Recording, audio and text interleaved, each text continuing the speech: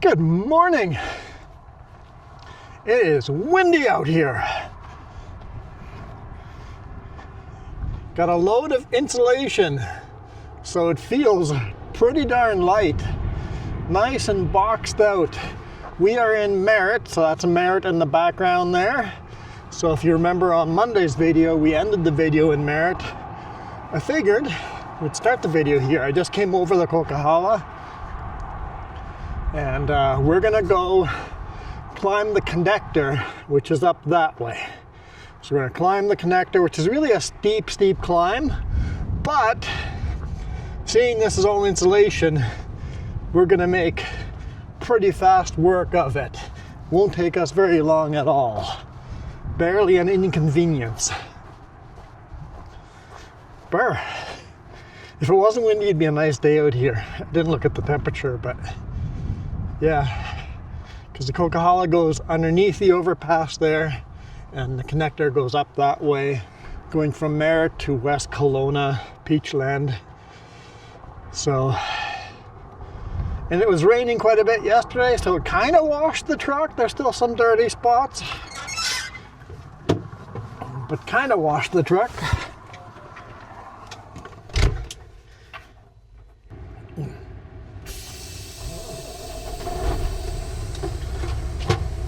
Brakes released.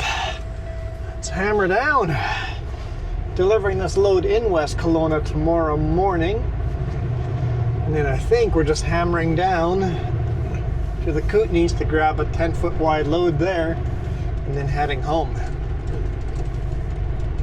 See how that goes.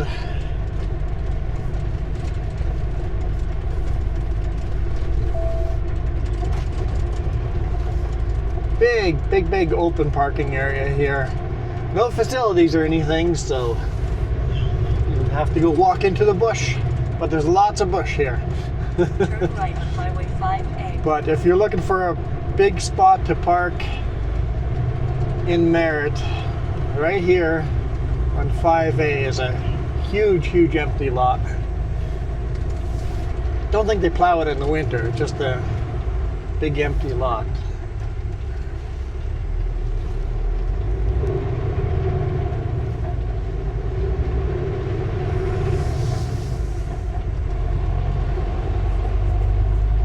You gotta spend the night and the truck stop is full at the other end of Merritt. Come on down over here. Okay, we got an 8% grade climb here, but like I said, it's all insulation, so we're gonna make good time on this. If it wasn't for the weather forecast saying there's going to be a snowstorm ahead, this would be a boring video, because this highway brings us into nothingness. There is nothingness. There's no reason, unless you live in one of the small little towns off of the highway. Literally, this highway is the connector highway, and that's about it. And technically, it's not even the connector highway until 23 kilometers from now, because this used to be a 2-lane section for many years.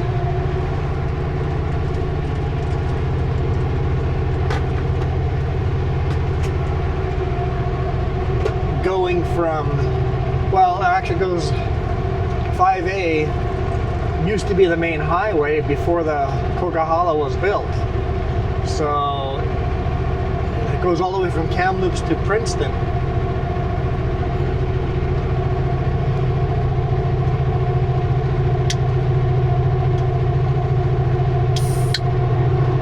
And the connector connects Highway 5A to the Okanagan, Highway 97. So when the connector was first built, only that section was 4-lane, and this section here stayed 2-lane for many years.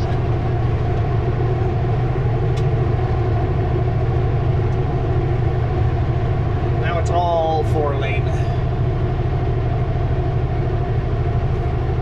Hopefully we got a decent view of Merritt behind us on the rear facing cam. Sun's getting a little low in the sky. It's 5:20 p.m. Sunset though is not till 7:15ish, the sunset. But yeah, it's supposed to be a snowstorm up here tonight. And I was driving through some snow last night as well. Clouds look kind of neat behind us there. Kind of a neat skyscape today.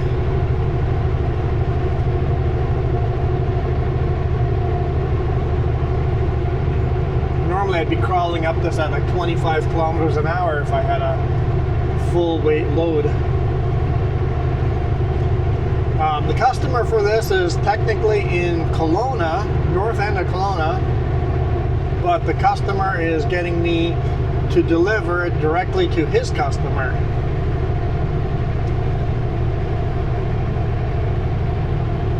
So we're bypassing the warehouse because the construction site is on the way. Might as well stop at the construction site and deliver all the insulation to West Kelowna. Oh! You guys tell me. Is it West Bank or is it West Kelowna? To me, I think, rightfully, I think it's still West Bank. It's West Bank.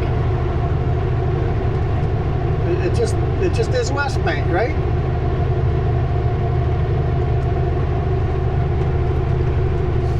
For those of you not around here, from around here, will know a few years ago West Bank changed their name from West Bank to West Kelowna, just in an effort to get the name of Kelowna in their name, and that helped tourism, and it worked. West Kelowna has grown immensely. All these wineries can now say that they're from West Kelowna instead of from West Bank. But to me, it's still West Bank. You guys, leave me a comment. West Kelowna or West Bank? Which one is it? I try to say both in my videos, even though in my heart, it's still West Bank.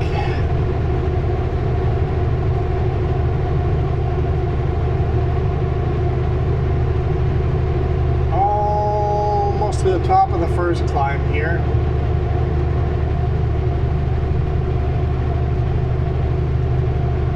It's quite a beautiful day. It's 4 degrees Celsius. If it wasn't for the wind, it would actually feel kind of nice outside. But the wind is just howling.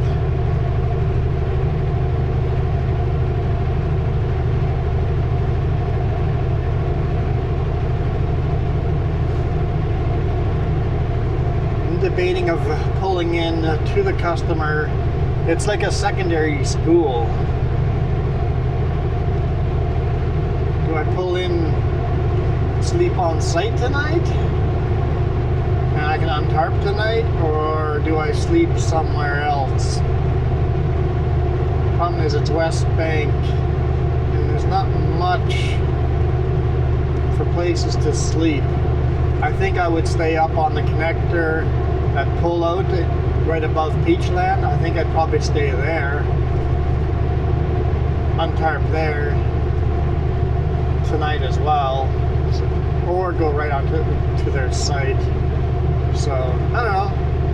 I've got a couple of, well, I got an hour to decide, I guess. I've got an hour to decide.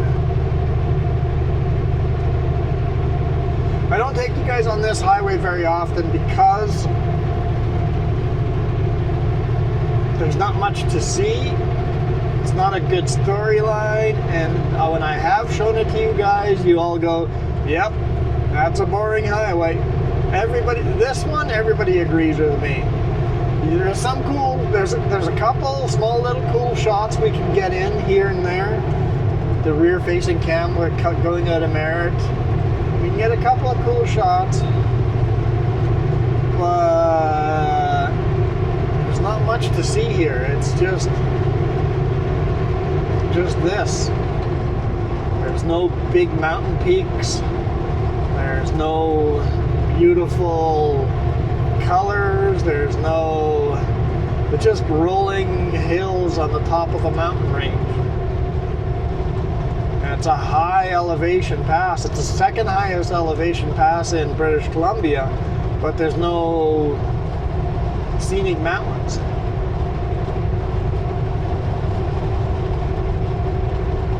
And this highway, just be ready for anything, even if you're coming through in July. If it looks like there's thunderstorms, just be ready for it not to be thunderstorm, but being a snowstorm instead. I've had a snowstorm up here in July. Poor motorcycles all pulled over, getting snowed on.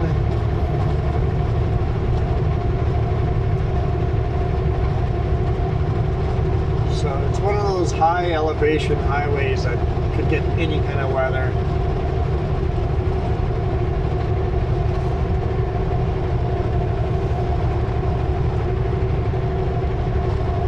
In fact, if you're riding a motorcycle and it looks like thunderstorms on the connector, I would recommend taking an alternative route.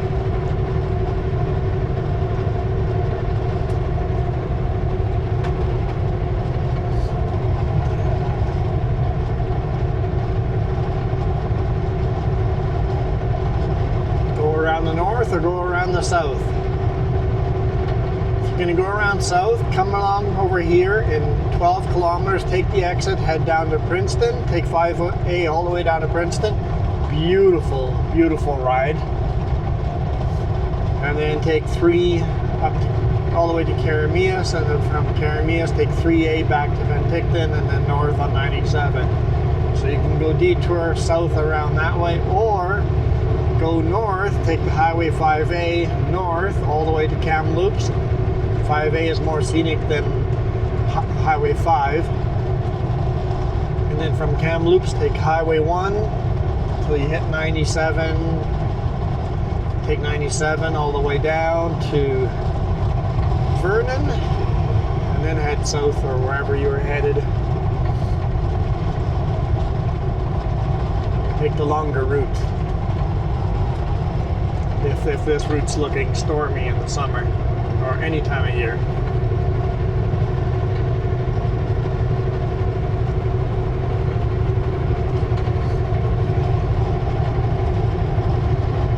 Harmon Lake, Cane Lake.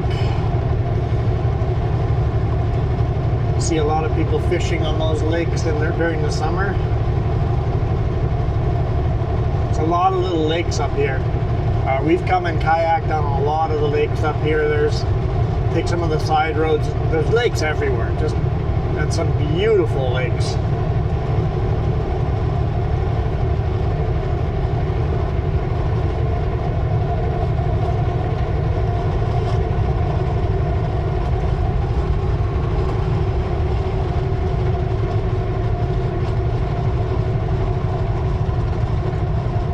Frozen over right now. So if you see a white sheet of ice or snow at the lake, big flat white sheet, that's a lake.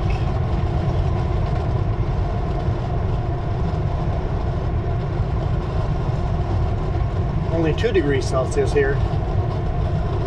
Bet you it's going to be freezing by the time we get to the top.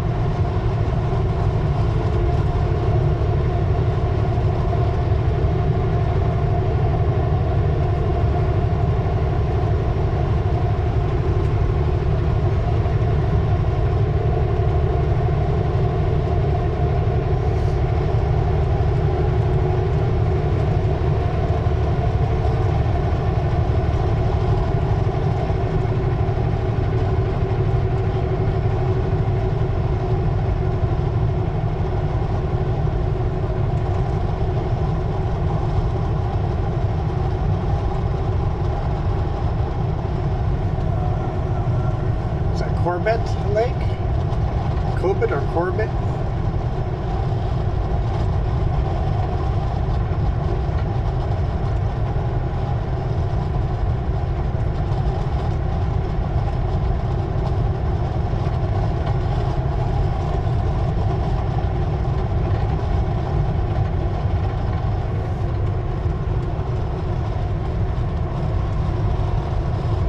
It's kind of weird seeing the only place where there's still lots of snow is on top of a lake. Everywhere else, it's almost all melted.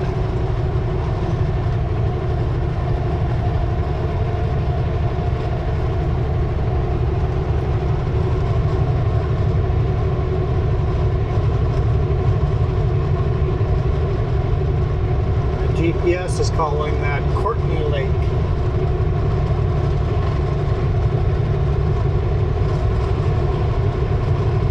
I think Corbett was the one before that.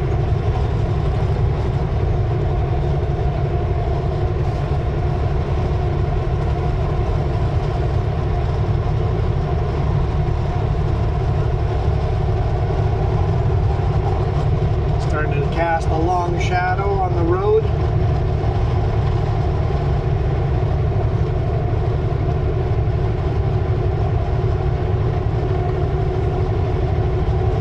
I'll be able to untarp before it gets pitch dark. We've got supper in the toaster oven.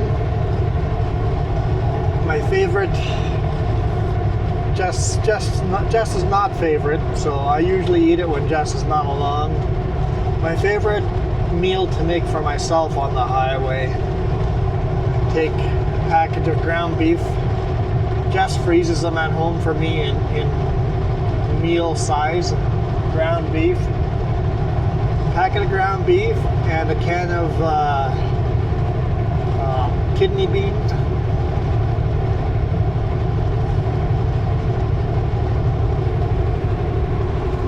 Is it kidney beans?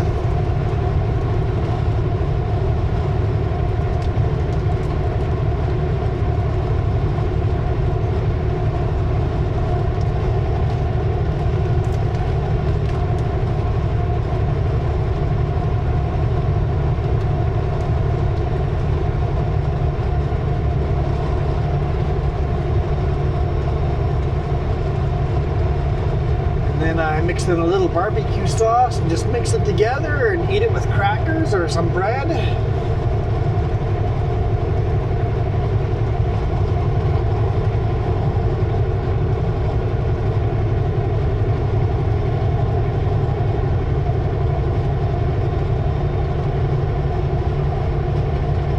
Basically,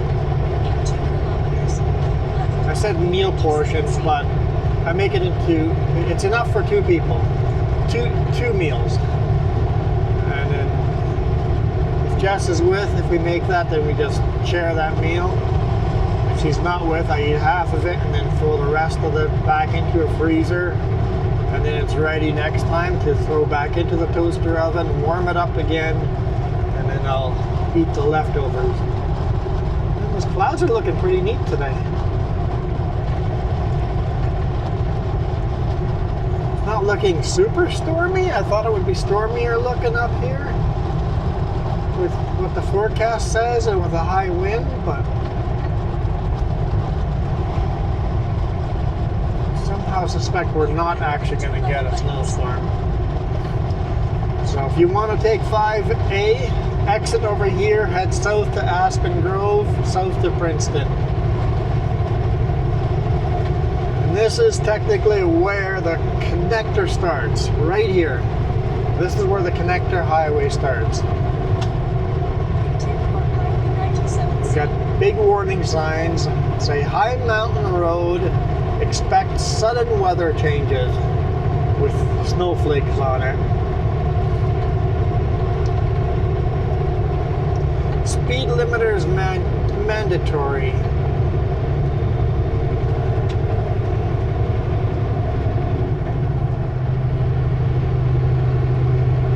Anywhere in BC, speed limiters are mandatory for commercial vehicles. They've got to be set to 105 kilometers an hour.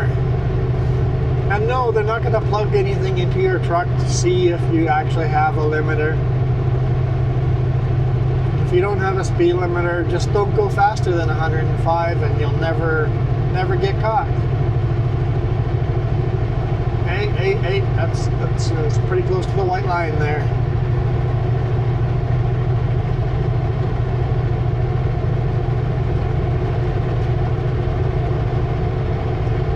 Up a little dust.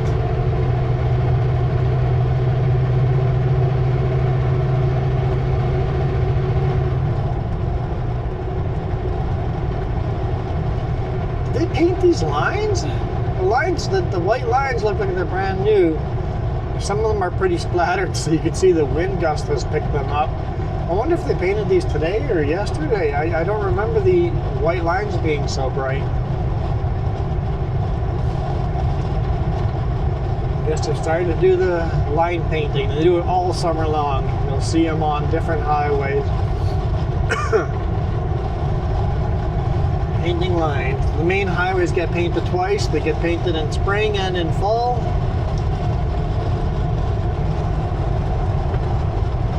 And most of the small side highways get painted once a year. And the little small back roads, those rarely get painted.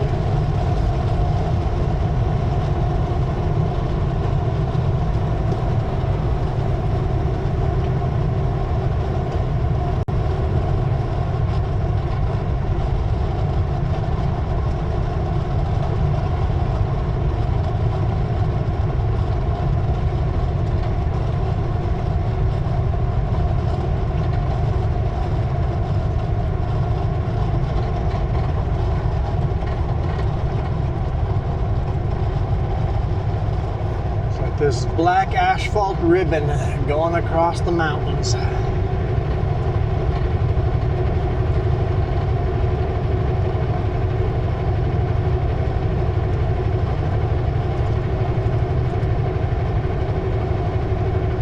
Oh, I did get new lenses. I guess not. Well, no lens covers. The big glass lens cover on the cameras. I got 3 new covers, so. The outside cameras, I put new lens covers on them. They were starting to annoy me, having little specks, all the little rocks and stuff that they've gotten over time. So I got some new ones. I kept the old ones because they weren't terrible. Just in case one of these gets shattered, I still have the old ones. I'll save the old ones as an emergency if these break. The outside cameras were definitely starting to annoy me with little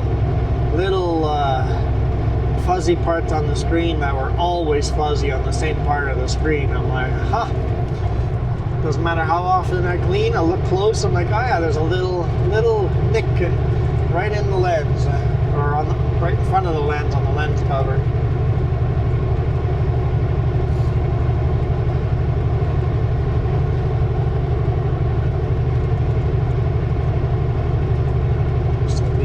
Images should be crisper and clearer this week. I feel like it made a big difference, but I don't know if anyone's actually going to notice.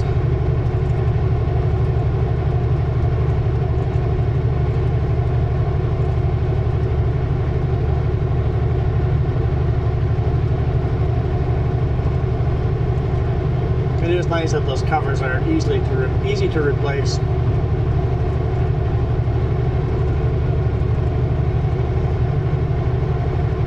Lots more climbing left. Lots and lots of climbing left.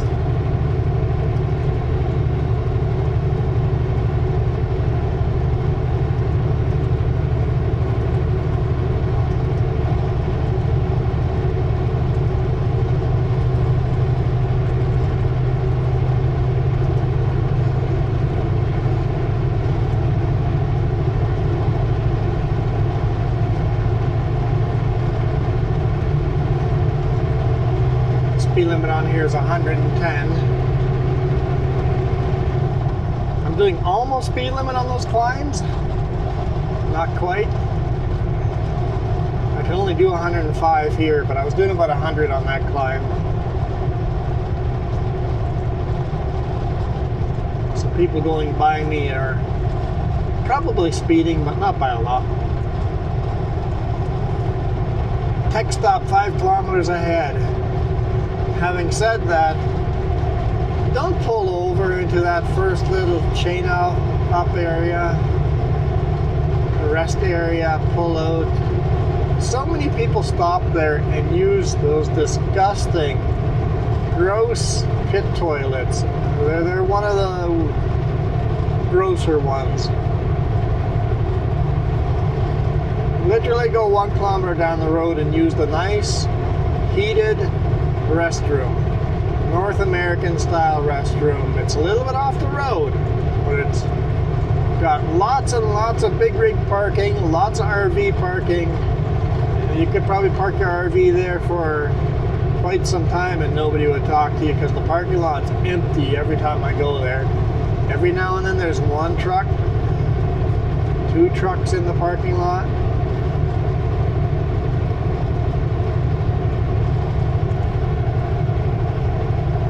And heated restrooms.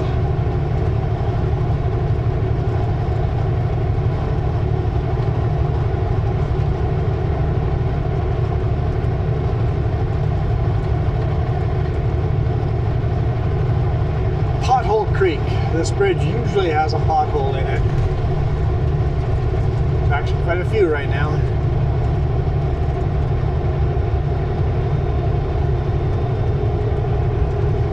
So right here's a chain up area and you see people pulling in there. Don't pull in there. Drive right by it and then take the very next exit. Loon Lake Road, that's the road you want to turn off on.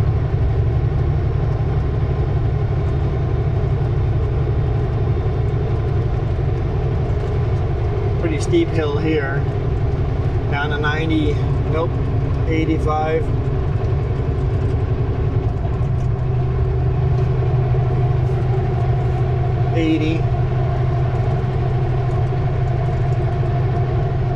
So people pull in here thinking it's the rest area. It's not.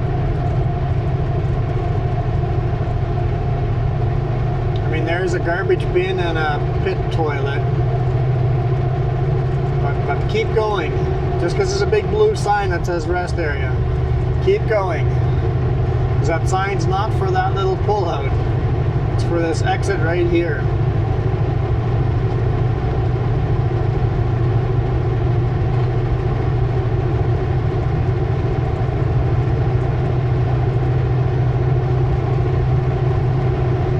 And it works for both directions, eastbound or westbound. Driven the big rig through the tunnel underneath many times. So exit over here to the right and go like 200 feet down the road and there's this big modern rest area. There's 1 big rig in there right now. Here's the sudden weather change sign again.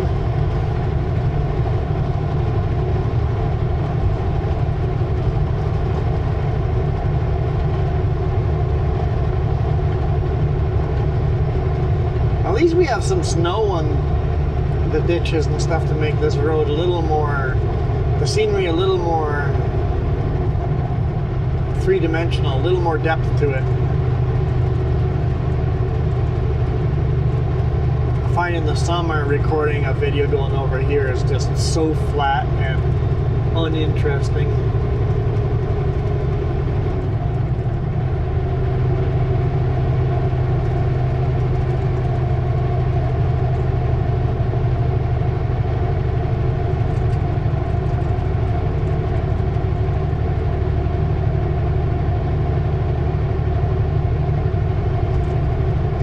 Steep hill.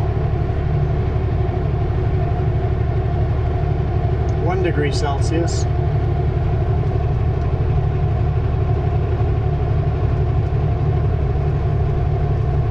When I say steep, it's like a 7%, 8% grade.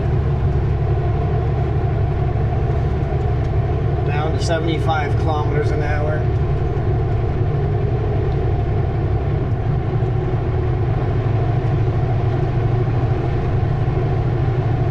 Even with insulation, even if it was empty, a truck would be slowing down because I'm hauling those heavy steel trailers.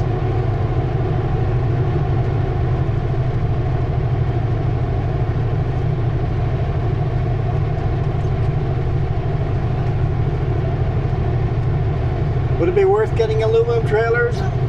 I don't think so.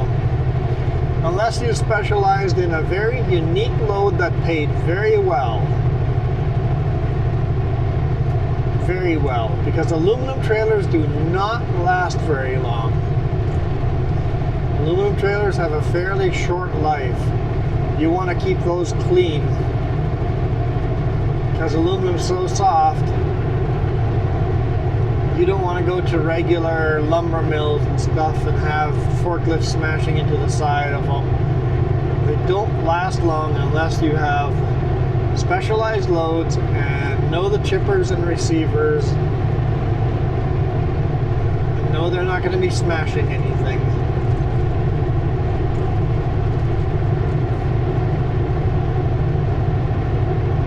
Because they're way more expensive, but they are a lot lighter.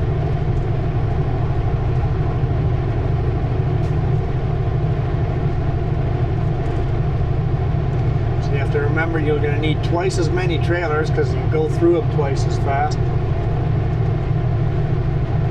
And they're going to be a lot more expensive, so whatever you're hauling better profit you that much more money.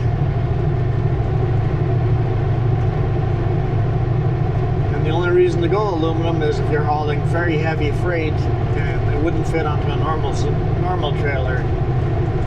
You would be overweight.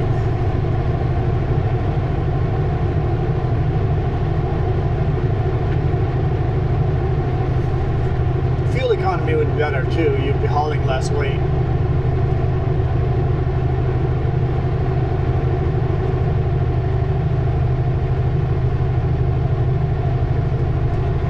I think the clouds are a little too thin. It's looking a little dark behind us, but I think they're a little too thin to get that snowstorm. Not until much later. The wind might blow in some thicker clouds, but right now I think we're good. A little more snow up here. 0 degrees Celsius. Getting colder.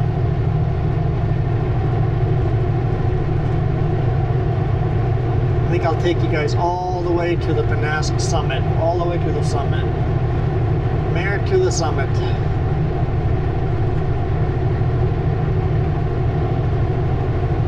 Might be a bit of a longer video. Hopefully not too long. But seeing I don't take this highway very often, might as well get a good shot in.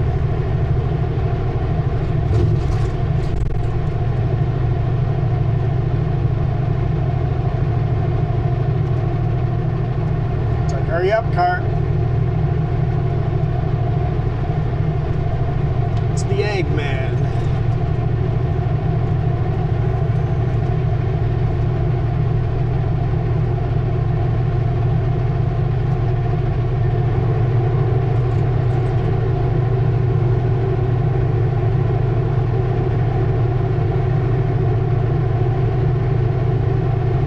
A lot of new trees growing in that area. They forested it,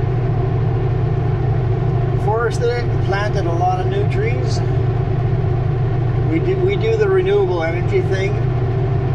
There's some kind of rule that for every tree they cut down, they have to plant 4, because on average 3 of them don't make it, or something like that. So they have to replant the forest that they cut.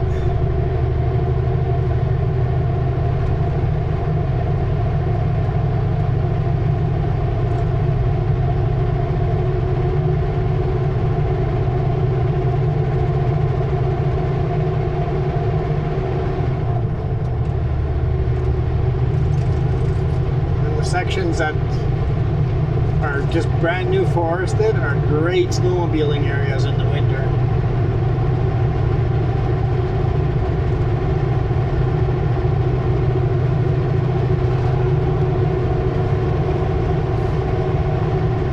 There's the brake check going the opposite direction, going westbound. We're eastbound. Minus 1.5 degrees Celsius.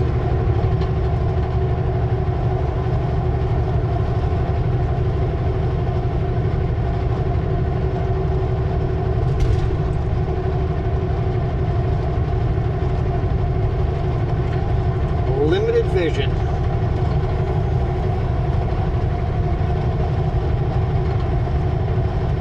I mean, you can see long distances up here. You can see mountain ranges far, far away. I don't think they'll be picked up on the camera. You see mountain ranges way in the back distance, probably the Kootenays, but they're far, far away.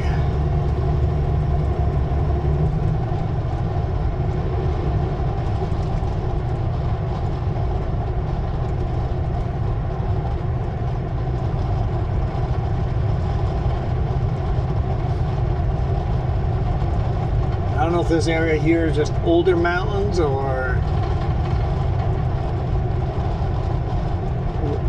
why the mountains are really tall. We're high elevation, so we're in tall mountains right now, but they're not like the cathedral, sharp, cragged rock type of mountains.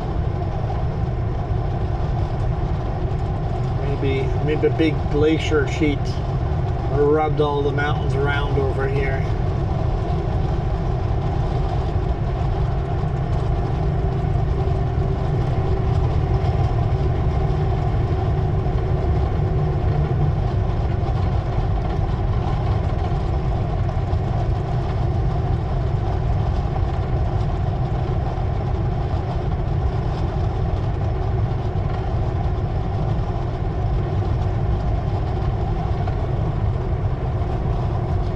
We definitely won't be taking the RV over this highway.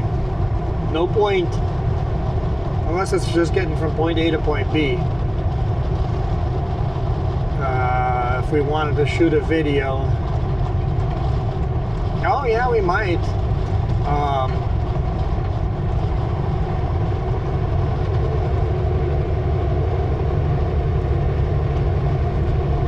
Ian, I'm really thinking about your idea of going to Vancouver, driving up through Whistler, Pemberton, Lillooet, and then from there down to Lytton.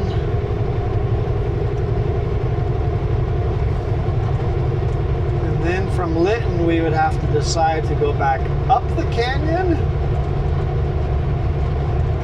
Probably go back up the canyon toward Cache Creek, and then maybe take that highway. I can't remember what highway number that is.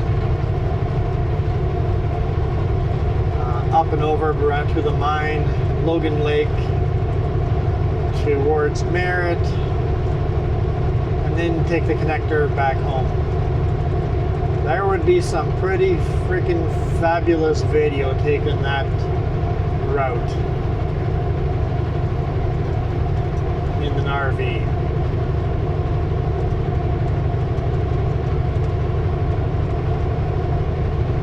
The question is, do I do it the direction that I just talked about, or do we do it backwards, starting in Merritt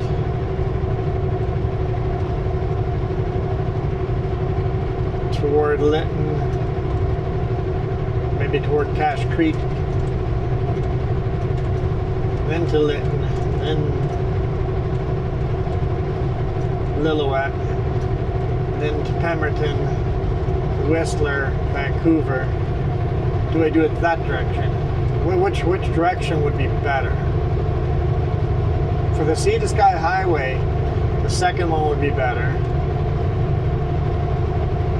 But I'm not really interested in the Sea to Sky Highway section of it really that much. I'm a lot more interested in the Lillooet area, Pemberton area, going through that way.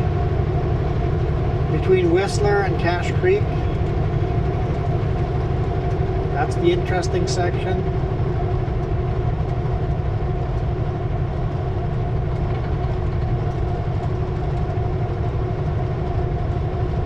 And is that a week-long trip? Or do we stretch it out and make it 2 weeks?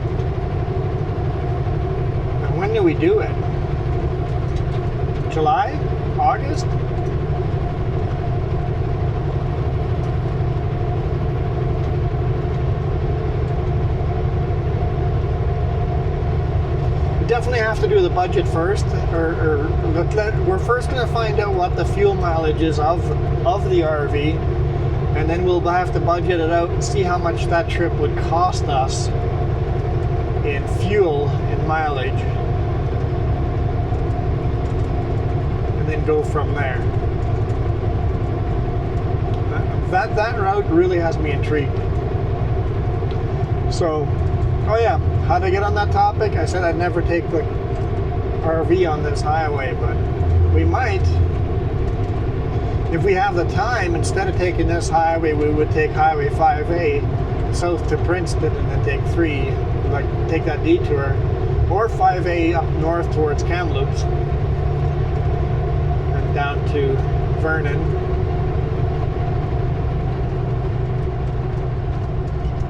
If we had time, that'd be the better way to go and avoid this pass with the RV, because we wouldn't record video, because we would have just had recorded so much better highway.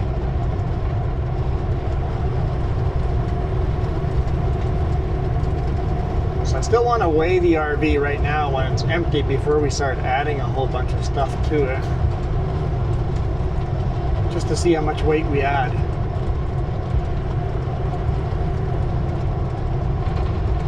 So if this next weekend looks sunny, maybe we'll drive up to Vernon and scale there.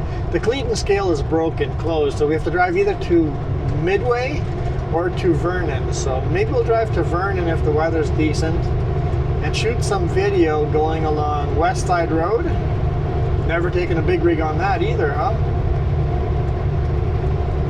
Shoot some video on West Side Road,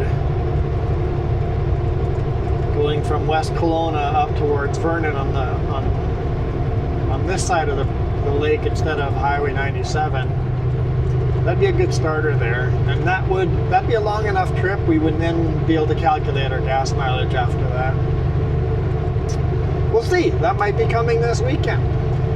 I mean, the videos might be a week or two later because, you know, this all takes time to edit.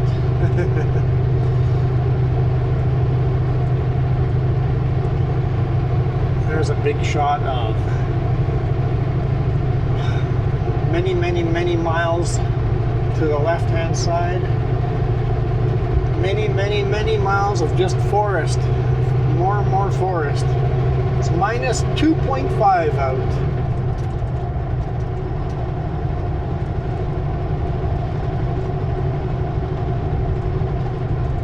You guys see some wind turbines in the background. They did a test project up here. I think there's like 5 of them up here, wind turbines, many years ago. You see them running and making electricity, but obviously they don't make enough electricity for them to invest in more. I was looking at those small wind turbines for the RV. Like, hey, if we don't have any sunshine, there's often wind, we can get one of those little turbines charging our batteries with wind. And Jess is like, okay, let me look up some reviews, and very quickly we're like, nope, we're out. Forget wind power. Because they don't make a lot of electricity. They're gimmicky, and they're extremely loud, and you're most likely going to set it up at the end of the RV on a pole, so right next to your bedroom you're going to have this loud whirling turbine. It's like, nope, I'm out. We're going to do solar, and then if we don't have solar, we're just going to run the generator.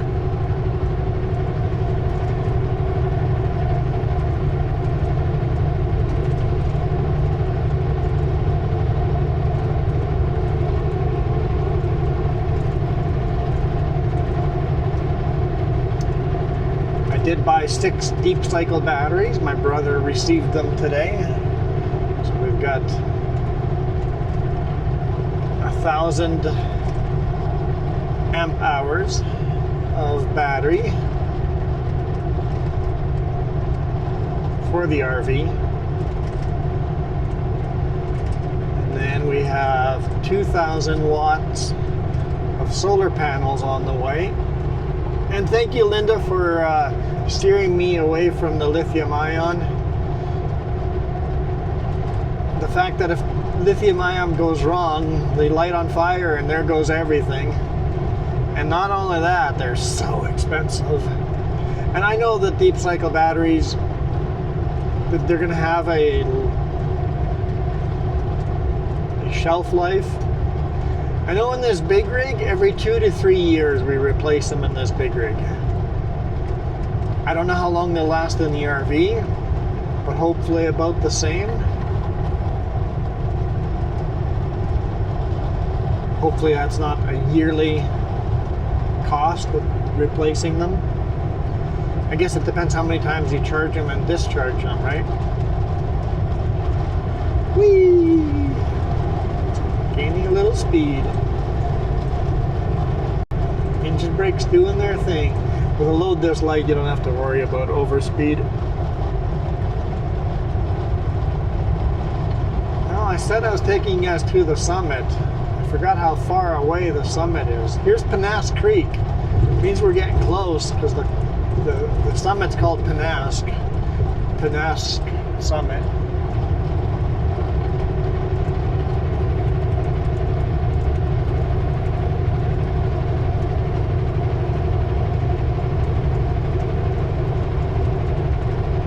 On this side of the mountain, we have a lot of ups and downs, a lot more up, but a lot of ups and downs.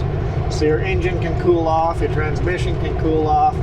On the other side, it's like 26 kilometers of just steady uphill if you're going to climb Pennask Summit. Coming out of Peachland or West Kelowna, West Bank.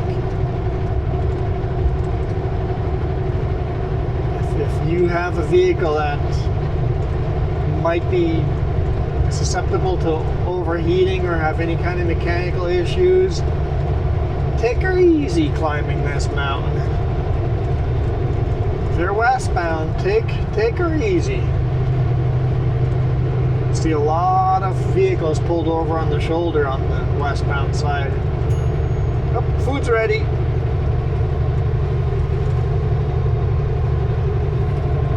Better get to Pennask soon. -3 degrees Celsius. Turn the heat up a little in here.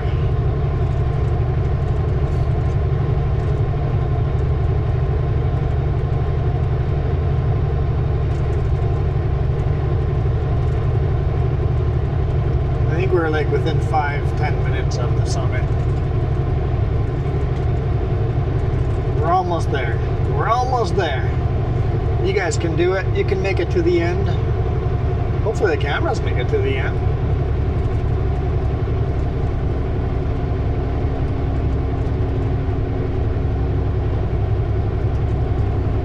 Who am I kidding? Very few of you made it to the end of this one. I should have probably just recorded the Coquihalla or the Smasher.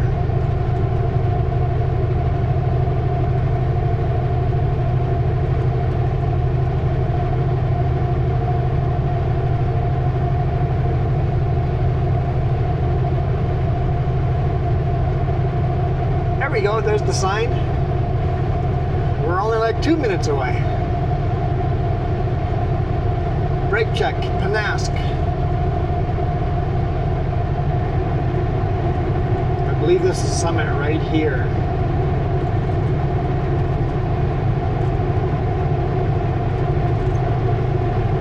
At the beginning of the video, you will have seen that it's all uphill. The whole video is all uphill. Alright, thank you guys for making it to the end. I appreciate it. Yep, right here. Pennask Summit, elevation 1,728 meters. Second tallest pass in British Columbia. Now it's downhill. Okay, I said 26 kilometers, but the GPS says Highway 97 is 32 kilometers away, and it is almost all downhill. So I guess there's a little dip there. So yeah, it could be around 26 kilometers. So thank you guys so much for watching. I'll catch you guys tomorrow. Hopefully it's straightforward with the 10-foot wide load. Oh yeah, I got to talk to the boss what he wants with the, because only one trailer that loads. So what are we doing with the pup?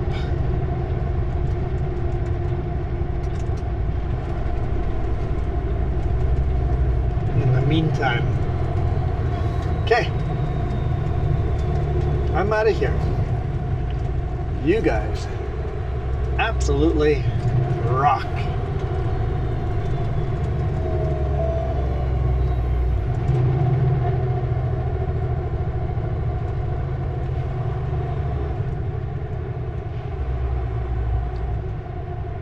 Thank you.